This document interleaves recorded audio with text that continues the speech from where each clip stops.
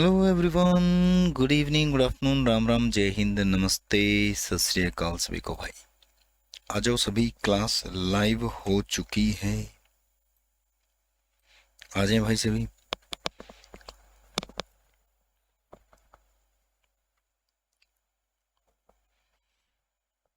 प्रणाम सभी को, जय हिंद, नमस्ते, सत श्री अकाल सभी को भाई। कैसे हैं आप सभी?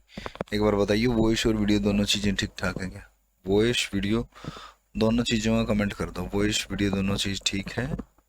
अध्यात्म ज्ञान, जय हिंद गुरु जी, जय हिंद भाई। फॉर्म निकल गए क्या जी? अच्छा, फॉर्म निकल गए? कब निकल गए फॉर्म? क्या पूछ रहे हो? अच्छा, क्या जी, फॉर्म निकल गए क्या जी? फॉर्म तो निकल जाएंगे, फॉर्म भी, कोई बात ना, है ना। प्रणाम भाई सभी, सभी को नमस्ते, जय हिंद सभी को। सर प्लीज बैकग्राउंड लेके आया करो, बैकग्राउंड लेकर आया करो मतलब।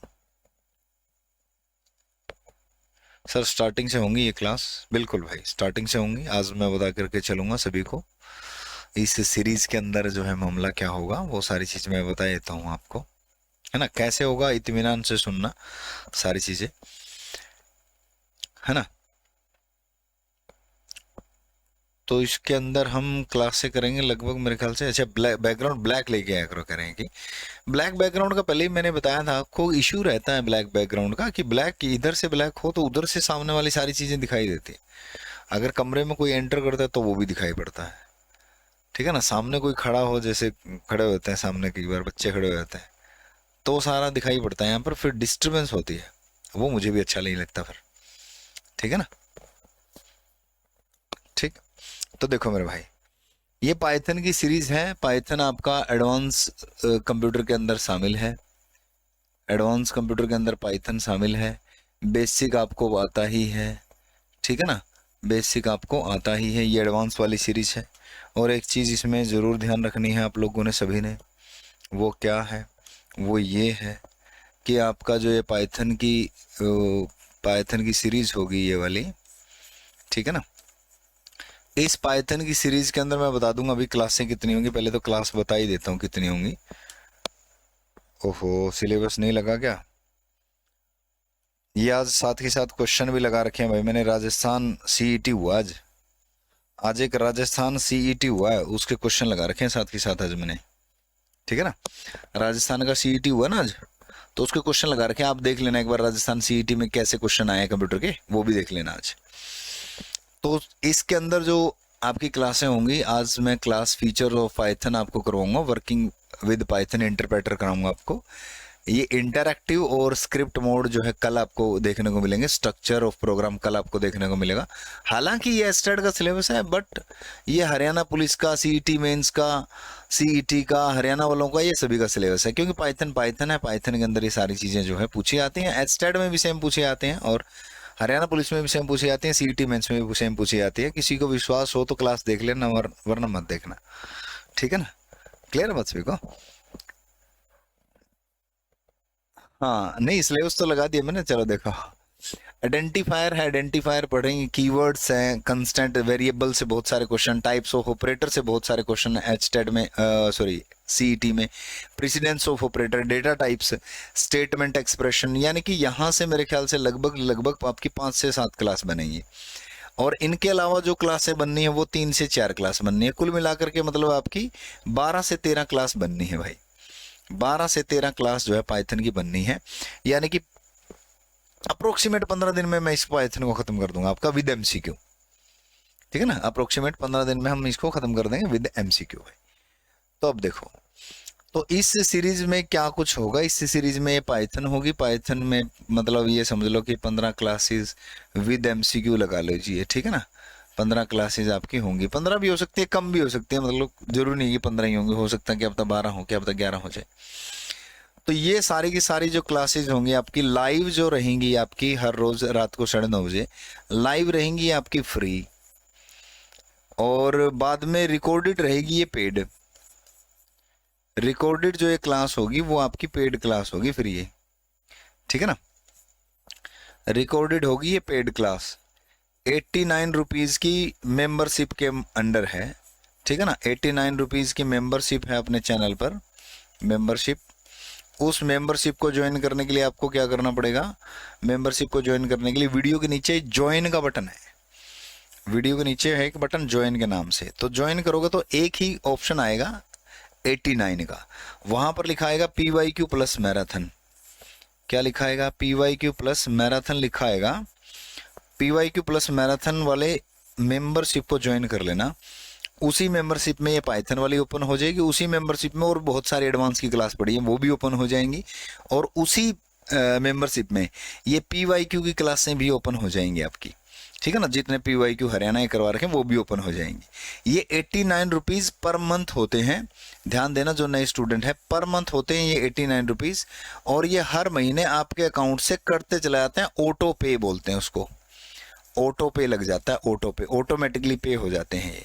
लेकिन इनको जब आप बंद करना चाहो तभी बंद कर सकते हो, जब मर्जी बंद करो इसको, जरूरी नहीं है कि आप इसे, ठीक है ना, चलाए रखोगे, जब मर्जी आप इसको बंद कर सकते हो। 1 महीने बाद बंद करना चाहो, क्लासें देख ली, बंद कर सकते हो। 2 महीने बाद बंद करना चाहो, 2 महीने बाद बंद कर सकते हो, ठीक है ना, क्लियर। तो ये लाइव क्लास आपकी रहेगी टोटली फ्री ऑफ कॉस्ट, जो मैं पढ़ाऊंगा आपको लाइव ये वाला। तो इसमें PPT वगैरह पे मैं आपको अच्छे तरीके से विद MCQ आपको पढ़ाऊंगा। और इसमें जो मेंबरशिप ले लेगा, जो भी कोई मेंबरशिप ले लेता है, तो मेंबरशिप का स्क्रीनशॉट जो है आप 74040 76281 नंबर पर भेज देना भाई, 281 पर आपको जो है PDF ये शेयर कर लेंगे अपन, ये PDF जो है आपको शेयर कर देंगे, जो आज मैं पढ़ाऊंगा PDF है ना, जो PDF में पढ़ाऊंगा इस सीरीज की, पाइथन सीरीज की बात कर रहा हूँ मैं, इससे पहले वाली सीरीज की बात नहीं कर रहा मैं, ध्यान रखना, ठीक है ना। हाँ बिल्कुल भाई, चलिए इस सीरीज की PDF मैं आपको जरूर प्रोवाइड करवाऊंगा। तो चलिए करते हैं शुरू। सबसे पहले तो पाइथन सीरीज के अंदर आज पाइथन का परिचय है, और पाइथन के परिचय में MCQ आज नहीं है, आज थ्योरी है। लेकिन MCQ आज राजस्थान का CET जो हुआ है आज शिफ्ट 1 का, उसमें 10 क्वेश्चन आए हैं राजस्थान के CET में। एक बार क्लास को लाइक जरूर कर दें, सभी लाइक में कंजूसी कर देते हो आप लोग, है ना। तो राजस्थान का CET हुआ है, उसमें देख लो कंप्यूटर कैसा कैसा आया है, कंप्यूटर के कैसे कैसे क्वेश्चन राजस्थान वालों ने पूछे हैं CET के अंदर। तो वो 10 क्वेश्चन पहले सॉल्व कर लेते हैं। पहला क्वेश्चन आपकी स्क्रीन पर है, उन 10 क्वेश्चंस में से ये पहला क्वेश्चन आपकी स्क्रीन पर है। आप हर रोज जरूर, मैं कहता हूं कि जिन्होंने कोर्स वगैरह नहीं ले रखा है, जिन्होंने बहुत पहले पढ़ रखा है, हर रोज अपने चैनल पर जो भी क्लास हो वो अटेंड कर लिया करो। चाहे मैं SET पढ़ाऊं, चाहे मैं CET पढ़ाऊं, चाहे मैं अदर क्लासेस पढ़ाऊं, यूपी पुलिस कंप्यूटर ऑपरेटर पढ़ाऊं, आप हर रोज क्लास अटेंड करोगे तो डेफिनेटली आपको बहुत कुछ चीजें सीखने को मिलेंगी। थंबनेल मत देखना अपनी क्लास का, ठीक है ना, क्योंकि बहुत सारे स्टूडेंट क्या होते हैं दूसरे चैनलों पर थंबनेल लगाया होता है, ये इसलिए है, ये यहाँ यह जानकारी मिल रही है, यहाँ ये जानकारी मिल रही है, अपने यहाँ जानकारी वानकारी कुछ नहीं, अपने यहाँ तो सिर्फ और सिर्फ स्टडी होगी, और स्टडी आप जरूर कर लिया करें, ठीक है ना। प्रणाम सर, आई सिलेबी, प्रणाम, नमस्ते, जय हिंद सर, कैसे हो। तो चलिए आ जाओ भाई। Which of the following is the shortcut command for print in MS office. MS office जो कि आपका एक क्या होता है, MS ऑफिस को शूट भी लिखा आता है, और MS ऑफिस को पैकेज भी लिखा आता है। क्या लिखा आता है, पैकेज भी लिखा आता है क्या ये एप्लीकेशन सॉफ्टवेयर है, क्या है ये एप्लीकेशन सॉफ्टवेयर है। एप्लीकेशन सॉफ्टवेयर का क्वेश्चन क्या पूछा आता है आपसे, कि एप्लीकेशन सॉफ्टवेयर जो होता है निम्नलिखित में से कौन सा विशेष उद्देश्य से बनाया गया सॉफ्टवेयर होता है, स्पेसिफिक पर्पज से, स्पेसिफिक पर्पज से बनाया गया सॉफ्टवेयर है, एप्लीकेशन सॉफ्टवेयर होता है। और एप्लीकेशन सॉफ्टवेयर का उदाहरण है MS ऑफिस। MS में MS जो है ये माइक्रोसॉफ्ट है, MS में MS क्या है, माइक्रोसॉफ्ट है। माइक्रोसॉफ्ट कंपनी के अलावा अदर कंपनी के भी ऑफिस हैं, बिल्कुल है भाई, अदर कंपनी के भी ऑफिस हैं। कौन सी कंपनी है, लिब्रे ऑफिस है, और कौन सी कंपनी है, ओपन ऑफिस है, ओपन ऑफिस वालों का भी है, ठीक है ना। और कौन सी कंपनी है, आपके मोबाइल में है WPS ऑफिस है ना, ठीक है ना। एक G शूट के नाम से भी है, किस नाम से, G शूट के नाम से भी है। तो ये सारी चीजें जो फ्री में क्लास से पढ़ रहे हैं वो सारी चीजें नोट कर लिया करो, कॉपी पेन लेकर के बैठ जाए करो अपनी क्लास में, एक अलग से कॉपी लगा लो यूट्यूब की, और उसमें सारी चीजें नोट कर लो, या फिर आपके पास किताब है तो उसमें ये नोट करते चले जाना, समझ रहे हो ना बात को। नमस्कार भाई रवीश कुमार एसआई, प्रणाम भाई, सैल्यूट है आपको। तो चलिए भाई, बात समझ में आई सभी को। शिफ्ट के साथ पी दबाने से क्या होगा, बताओ कौन बताएगा। शिफ्ट के साथ पी दबाने से होगा क्या? शिफ्ट के साथ अगर आप पी दबा दोगे तो क्या होगा? कंट्रोल के साथ पी दबाने से तो प्रिंट होगा, ये बात सही है। कंट्रोल के साथ पी दबाने से क्या होगा? प्रिंट होगा। कंट्रोल के साथ पी दबा दोगे तो प्रिंट होगा, यानी कि प्रिंट की शॉर्टकट कमांड जो है वो क्या है आपकी? कंट्रोल प्लस पी है। मैं कह रहा हूं कि शिफ्ट प्लस पी दबाने से क्या होगा?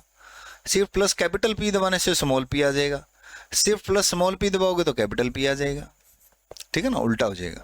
तो शिफ्ट के साथ ये पी वाला मामला नहीं चलता है। Alt plus control plus P print की कमांड नहीं है, ना ही ये वाली प्रिंट की कमांड है, और इससे कुछ होना जाना है नहीं, ठीक है ना। क्लियर है बात सभी को? तो राइट आंसर क्या हो जाएगा? B is right answer, control plus P. अगला क्वेश्चन देखो, राजस्थान सीईटी का क्या पूछा है। What is fly in MS PowerPoint? MS PowerPoint के अंदर फ्लाई क्या होता है? ये कह रहा है कि पेज का डिजाइन होता है, ये कह रहा है एनिमेशन इफेक्ट होता है, ये कहता है सिस्टम कमांड होती है, ये कह रहा है कलर स्कीम होती है, और ये कह रहा है क्वेश्चन नॉट अटेम्प्टेड, जैसे अपने यहां पूछा आता है। तो देखो, ये क्वेश्चन है बेतुका। ये एक बार हरियाणा में नहीं, सॉरी, एक बार एनटीए ने पूछा था, क्योंकि हरियाणा के अंदर एनटीए ने क्वेश्चन पेपर लिया था पिछला, सीईटी प्री जो था एनटीए ने लिया था पिछला, अब पता नहीं कौन ले रहा है। तो एनटीए ने एक पेपर लिया था सीयूईटी का। सीयूईटी के पेपर में क्वेश्चन आते हैं कंप्यूटर के, वहां भी 10 क्वेश्चन, तो वहां भी ऐसा बेतुका क्वेश्चन जो है पूछा गया था। बेतुका इसलिए कह रहा हूं मैं यहां पर, क्योंकि कुछ चीजें होती हैं जो पूछी जाती हैं और वो याद रह जाती हैं।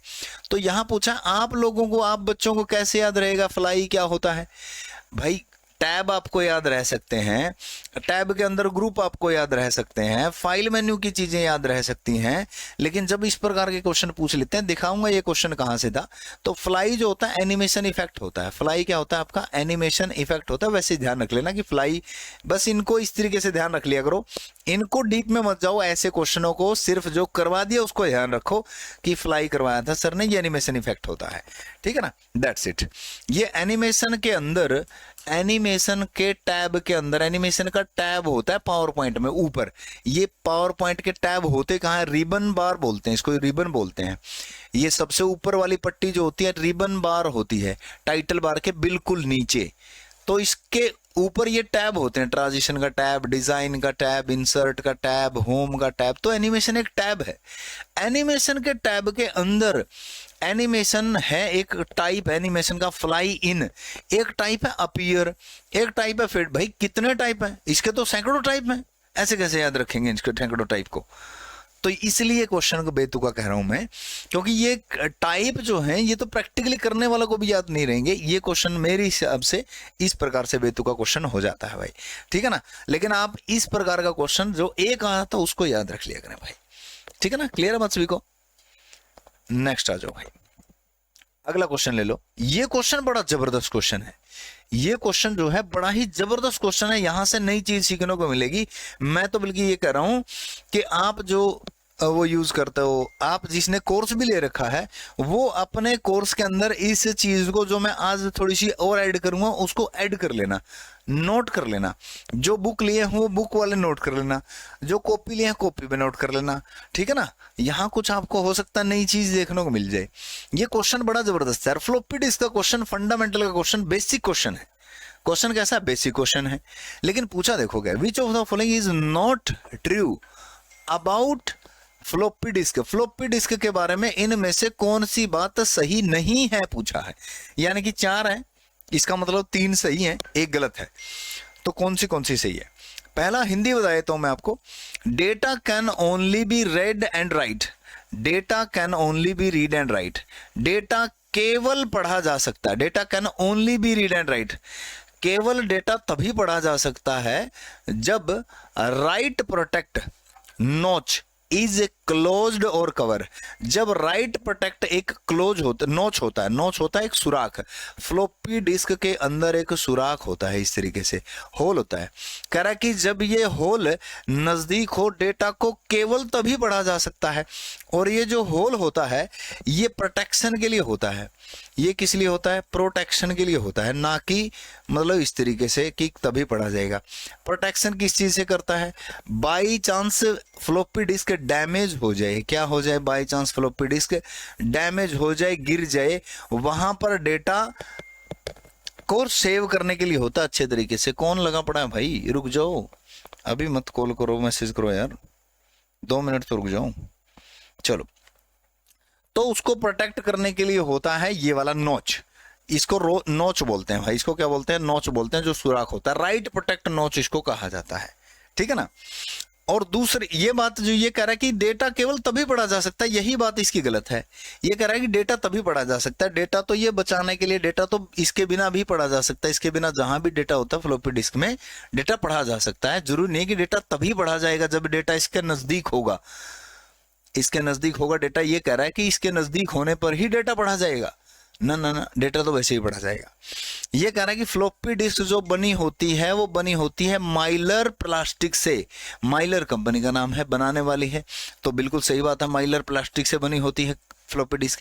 ये कह रहा है कि माइलर प्लास्टिक जो होता है उसका सरफेस जो होता है, उसके सरफेस के ऊपर आयरन ऑक्साइड मैग्नेटिक सब्सटेंस होते हैं, ये बात भी बिल्कुल सही है, आयरन ऑक्साइड मैग्नेटिक सब्सटेंस होते हैं। और ये कह रहा है कि ओनली 1.44 MB डेटा स्टोर हो सकता है कुछ वर्जन्स में, ये बात भी बिल्कुल सही है, 1.44 होता है और 1.22 MB भी होता है भाई, 1.22 MB भी होता है। और फ्लॉपी डिस्क का जो साइज होता है 3 से 1/2 भी होता है और 5 से 1/4 इंचों में भी साइज होता है। तो आप अगर ये फ्लॉपी डिस्क के बारे में ये सारी बातें, फ्लॉपी डिस्क जहां पर आपने नोट बना रखे हैं वहां पर नोट कर लेते हो ना, मजा लगे आपका कोई क्वेश्चन गलत हो जाए, कोई क्वेश्चन गलत होगा ही नहीं। ये जो सही बातें हैं वो सही लिखोगे, फ्लॉपी डिस्क के बारे में हैश लगा करके अपनी कॉपी में नोट बनाओ, फ्लॉपी डिस्क जहां लिख रखा है वहां लिखो हैश लगा करके, इसमें ये भी होता है, ये भी होता है, ये भी होता है, और इसमें ये नहीं होता अगर पूछा जाए तो लिखोगी राइट प्रोटेक्ट नोच जो होता है वो होता क्या है, ठीक है ना, तरीके से सलीके से सारी चीजें नोट्स बनाओ अच्छे से। चलिए मेरे भाई, राइट आंसर क्या हुआ, राइट आंसर यहां पर ए हुआ, जो कि आपका नोट ट्रू है भाई, क्या है, नोट ट्रू। चलिए आगे बढ़ो। Integrated circuit are related to which generation of computer, integrated circuit जो है ये कौन सी जनरेशन से संबंधित है, ये तो सभी को पता होगा मेरे ख्याल से, ये तो सभी को पता है ना, एक बार कमेंट करके बता दो, सभी को पता होगा ये तो, बताओ। इंटीग्रेटेड सर्किट, आईसी की बात कर रहा है यहां पर, आईसी, सिलिकॉन की बनी चिप, सिलिकॉन की बनी चिप भाई, ठीक है ना, ये तो सेमीकंडक्टर होती है, सॉरी आईसी सेमीकंडक्टर का टाइप होती है, सेमीकंडक्टर भाई, सेमीकंडक्टर, ये तो बता दो, अरे ये तो बता दो, अरे जैक क्लियर किल भी नहीं पूछा, कौन सी जनरेशन पूछा, आईसी, आईसी आई थी आपकी 3rd जनरेशन के अंदर, कौन सी जनरेशन के अंदर, 3rd जनरेशन के अंदर आई थी। और आईसी के 2 पार्ट थे भाई, कौन से पार्ट थे, एक पार्ट था आपका एसएसआई और एक पार्ट था आपका MSI.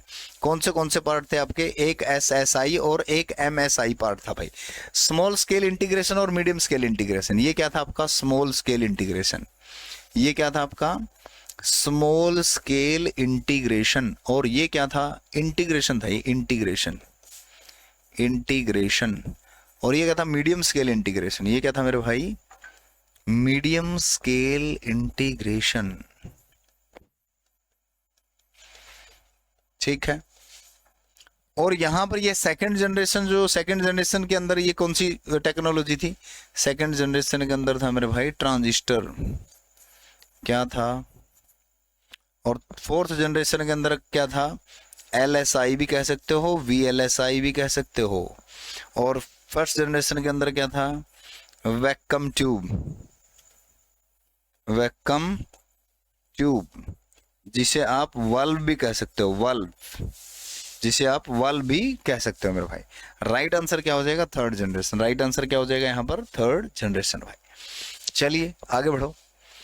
Which of the following transistor capacity the first microprocessor produced by Intel Corporation, बताओ ये किस किस को आता है, 5th है, हाँ बिल्कुल भाई बिल्कुल। तो कह रहा कि विच of the following transistors capacity, निम्नलिखित में से कौन से ट्रांजिस्टर्स की कैपेसिटी जो है फर्स्ट माइक्रो प्रोसेसर जो यूज हुआ था उसमें हुई थी, produced by Intel corporation, Intel के द्वारा तैयार किया गया था। साइंटिस्ट का नाम था टेड होफ, साइंटिस्ट का क्या नाम था, टेड होफ, और नाम क्या था इंटेल के माइक्रो प्रोसेसर का, 4004, इंटेल 4004 जो है माइक्रो प्रोसेसर का नाम था। ट्रांजिस्टर कितने होते थे? अरे ट्रांजिस्टर कितने होते थे, कितनी बार तो बताया मैंने आपको, ये ट्रांजिस्टर 2300 ट्रांजिस्टर होते थे उसके अंदर, 2300 ट्रांजिस्टर होते थे और 60 के इंस्ट्रक्शन पर सेकंड उसकी स्पीड होती थी। 60 kbps, किलो इंस्ट्रक्शन पर सेकंड, किलो इंस्ट्रक्शन पर सेकंड भाई, किलो इंस्ट्रक्शन पर सेकंड जो उसकी स्पीड होती थी मेरे भाई। क्लियर है बात सभी को? 2300 ट्रांजिस्टर होते थे, इंटेल 4004 था, 4th जनरेशन के अंदर आया था, 60 kbps इसकी स्पीड होती थी, टेड होफ ने बनाया था, कंपनी थी इंटेल, ठीक है ना। चलिए आगे बढ़ो। Which of the following command in Excel will take you to the next workbook window? देखो ये भी जबरदस्त क्वेश्चन पूछा है भाई, ये बड़ा बढ़िया क्वेश्चन पूछा है। कह रहा कि कमांड पूछी है एक्सेल के अंदर जो आपको ले जाएगी कहां पर? नेक्स्ट वर्कबुक विंडो पर। क्या मतलब है नेक्स्ट वर्कबुक विंडो का? इसका मतलब ये है मेरे भाई, पहले तो मतलब समझो। कह रहा है कि आपने एक विंडो ओपन कर रखी है, एक वर्कबुक ओपन कर रखी है, ये वर्कबुक ओपन है बुक 1, ये वर्कबुक ओपन है आपकी बुक 1 के नाम से, ठीक है ना। MS एक्सेल एक बार ओपन कर लिया आपने, एक बार और ओपन कर ली, एक बार और ओपन कर लिया वर्कबुक आपने, ठीक है ना। ये है आपकी बुक 2, ये क्या है आपकी बुक 2। बाय डिफॉल्ट इसका नाम बुक 1 होगा, इसका नाम बुक 2 होगा जब तक आप सेव नहीं कर देते। तो कह रहा है कि इससे मुझे इस पर जाना है, इससे वापस इस पर आना है। ये तो कह रहा है कि नेक्स्ट पर जाना है, तो कौन सी की दबाएं? नेक्स्ट पर जाना है तो कौन सी की दबाएं मेरे भाई? तो नेक्स्ट पर जाना तो कौन सी की दबाएंगे? कंट्रोल प्लस पेज अप दबाएंगे। कंट्रोल प्लस पेज अप एक ही वर्कबुक के अंदर जो ये शीट होती हैं, 3 शीट, 1 2 3, बाय डिफॉल्ट कितनी होती है? 1 होती है। बाय डिफॉल्ट कितनी होती है आजकल? बाय डिफॉल्ट होती है आजकल 1 शीट। कितनी शीट होती है? 1 शीट। तो यहां से यहां जाने के लिए होती है, यहां से यहां जाने के लिए होती है control plus page up, control plus page up, ठीक है। बात समझ आई सभी को? तो इसके लिए होती है यहां से यहां जाने के लिए।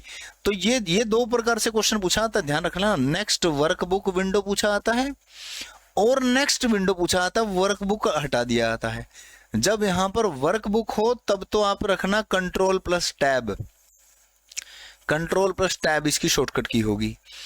कंट्रोल प्लस F6 भी इसकी शॉर्टकट की है और कंट्रोल प्लस टैब भी इसकी शॉर्टकट की है। या तो कंट्रोल प्लस F6 दबा दो या फिर कंट्रोल प्लस टैब दबा दो, बात एक ही है। यहां से उस वर्कबुक विंडो पे स्विच हो जाएगा, ठीक है ना।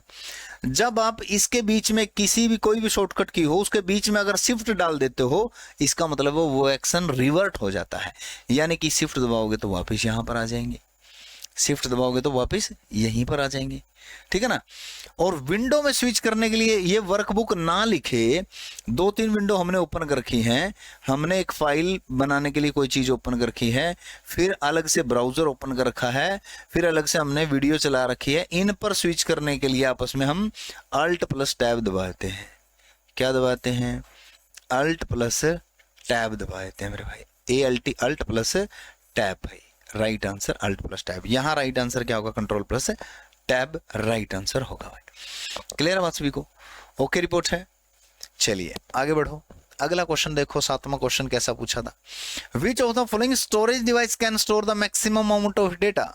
कह रहे कि कौन सी स्टोरेज डिवाइस है जो स्टोर कर सकती है मैक्सिमम अमाउंट ऑफ डेटा, बहुत ज्यादा डेटा जो है वो स्टोर कर सकती है, वो कौन सी डिवाइस है? स्टोरेज डिवाइस पूछा है। तो ये भी स्टोरेज डिवाइस है, ये भी स्टोरेज डिवाइस है, ये भी है, ये भी है, और ये सारी की सारी सेकेंडरी मेमोरी है।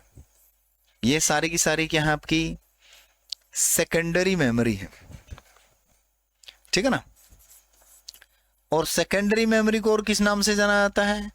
External memory. और किस नाम से जाना जाता है? ऑक्सिलरी मेमोरी, ठीक है ना। और अदर नामों से पुकारा जाता है जो इसको। लेकिन एक चीज ध्यान में रखना, हरियाणा वाले तो खास तौर पे HSSC ने ऑक्सिलरी मेमोरी मैग्नेटिक टेप को माना है अपने आंसर में। किसे माना है? मैग्नेटिक टेप को ऑक्सिलरी मेमोरी माना है। एक क्वेश्चन पूछा था कि निम्नलिखित में से कौन सी ऑक्सिलरी मेमोरी है, और वहां पर ऑप्शन में हार्ड डिस्क भी थी और मैग्नेटिक टेप भी थी, जो कि दोनों ही सेकेंडरी मेमोरी होती है, ये भी और वो भी, और दोनों ही एक्सटर्नल और ऑक्सिलरी मेमोरी कही जाती हैं। लेकिन ऑप्शन जो उन्होंने माना आंसर वो मैग्नेटिक टेप माना, ठीक है ना, बात समझ में सभी को। इनको बैकअप मेमोरी भी कह दिया जाता है, इन्हीं को जो है बैकअप मेमोरी भी कह दिया जाता है, बैकअप इन्हीं से लेते हैं। तो फ्लॉपी डिस्क में तो बिल्कुल ही छोटा स्टोरेज होता है 1.44 MB, तो ये तो लार्ज स्टोरेज करेगी कैसे, या फिर 1.22 MB होता था इसके अंदर। तो कंपैक्ट डिस्क में 700 MB होता है मैक्सिमम, 700 MB। ऑप्टिकल डिस्क जिसकी बात कर रहे हैं तो वो तो ऑप्टिकल डिस्क आपकी, कंपैक्ट डिस्क ऑप्टिकल ही है।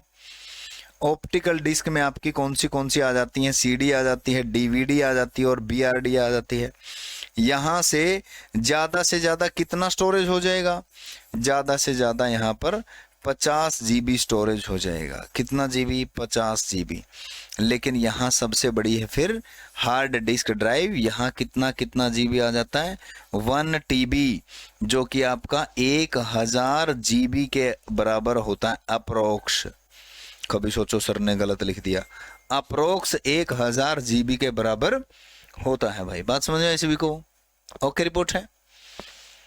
यहाँ राइट आंसर क्या होगा फिर, अब आपका हार्ड डिस्क जो है राइट आंसर हो जाएगा। क्लियर है बात सभी को? ओके जी, स्वागत है सभी का भाई। Which of the following is use for spell checking in Excel? Excel में स्पेलिंग चेक करने के लिए निम्नलिखित में से कौन सी की दबाते हैं? ये तो आसान है, ये तो सभी बता दो, ये तो आसान है सर। मैंने आपके आरजी वाले CGL की क्लास के नोट्स बना रखे हैं, क्या उनसे काम चल जाएगा? हरियाणा में उसके काम नहीं चलेगा साहिल भाई। CGL के लिए बेसिक होता है टोटली, और वो भी बेसिक ठीक सा होता है, क्योंकि CGL में ज़्यादा डीप से चीज़ें नहीं पूछी आती हैं। आप अगर हरियाणा करना चाहते हो तो फिर उन क्लासेस के साथ ये वाली क्लासेस जरूर लगा लो। अगर आप दोबारा बैच नहीं लेना चाहते तो यूट्यूब वाली क्लासें दोबारा लगा लो, कोई दिक्कत नहीं है, ठीक है ना। हाँ, बेसिक का नहीं, बेसिक का जो है चल जाएगा भाई। Which of the following is used for spell checking? Spelling check करने के लिए कौन सी होती है? F7 होती है स्पेलिंग चेक करने के लिए, ठीक है ना। स्पेलिंग चेक करने के लिए कौन सी की होती है? F7 होती है मेरे भाई, बात समझ में आई सभी को? ओके, चलिए आगे बढ़ो। Which of the following function display the current system date in spreadsheet? Current system date जो है स्प्रेडशीट के अंदर कौन लेकर के आता है? इनमें से कौन सा फंक्शन है जो करंट सिस्टम की डेट को इंसर्ट करेगा? बहुत बार पूछा आता है ये क्वेश्चन, बहुत बार ये क्वेश्चन पूछा आता है, ठीक है ना।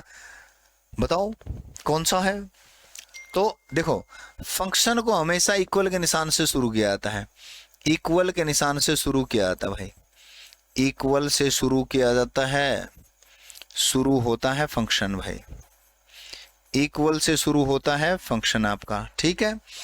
तो फंक्शन जब भी शुरू होता है तो ब्रैकेट ये वाली यूज की जाती है, ये वाली ब्रैकेट यूज नहीं की जाती, ना एट द रेट ना ही ये वाली ब्रैकेट। तो राइट आंसर क्या होगा मेरे भाई? ये वाला राइट आंसर हो जाएगा भाई, ए इज राइट आंसर भाई। क्लियर है बात सभी को, है ना? ओके, चलिए। विच of the following is not a character formatting option? दो प्रकार की फॉर्मेटिंग करवाता हूं मैं आपको जब भी MS वर्ड पर आता हूं, कि कैरेक्टर फॉर्मेटिंग कौन सी होती है, पैराग्राफ फॉर्मेटिंग कौन सी होती है, ठीक है ना। तो कैरेक्टर फॉर्मेटिंग और पैराग्राफ फॉर्मेटिंग दो प्रकार की फॉर्मेटिंग है। नॉट ए कैरेक्टर फॉर्मेटिंग पूछा है, कैरेक्टर फॉर्मेटिंग इनमें से कौन सी नहीं है, और ये NCERT का क्वेश्चन है, ये भी ध्यान रखना। ये जो क्वेश्चन है आपका NCERT का क्वेश्चन है ये, ठीक है। और ये हरियाणा में भी पूछा जा चुका है, सेम क्वेश्चन हरियाणा का, ये PYQ है, याद रख लेना इस बात को, ये हरियाणा का PYQ क्वेश्चन है। देखो, कैरेक्टर फॉर्मेटिंग और पैराग्राफ फॉर्मेटिंग दो प्रकार की होती हैं, ठीक है। अब आप क्या लिखोगे अपने नोट्स में कि कैरेक्टर फॉर्मेटिंग होती है और पैराग्राफ फॉर्मेटिंग होती है, कैरेक्टर फॉर्मेटिंग होती है और दूसरी पैराग्राफ फॉर्मेटिंग होती है, ठीक है ना। ऐसे ऐड करोगे, पैराग्राफ फॉर्मेटिंग होती है। अब कैरेक्टर फॉर्मेटिंग में क्या क्या होता है? कैरेक्टर फॉर्मेटिंग में इसको फॉन्ट फॉर्मेटिंग भी कहा जाता है।